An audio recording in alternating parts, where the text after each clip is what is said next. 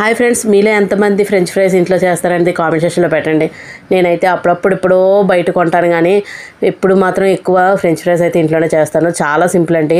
మనకి ఇలాగా పొడవుగా అయితే కట్ చేసుకోవాలి. బంగాళదుంపల్ని కట్ చేసుకొని వాటిని కొంచెం లైట్గా కొంచెం హీట్ ఉన్న వాటర్లోనే అలా తీసేయాలి.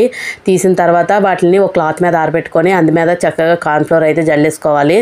జల్లేసుకొని ఆయిల్లో ఇలాగా ఫ్రై చేసేసుకోవాలి. చేసుకున్న తర్వాత మనకి మ్యాగీ మసాలానా పెరి పెరి మసాలా ఉంటాయి కదండి, అవి జల్లుకొని తింటే సూపర్గా ఉంటుందండి.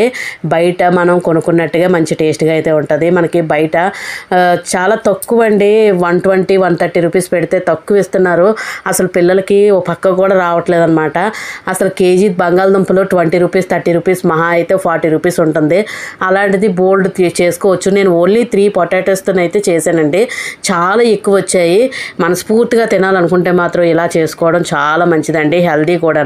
బయట వేరే వేరే ఆయిల్స్తోని బాగా మరిగించిన ఆయిల్స్ అదే చేస్తూ ఉంటారు. అందువల్ల మనం ఇలా చేసి పెడితే పిల్లలకి మంచి హెల్దీగా అయితే ఉంటుంది.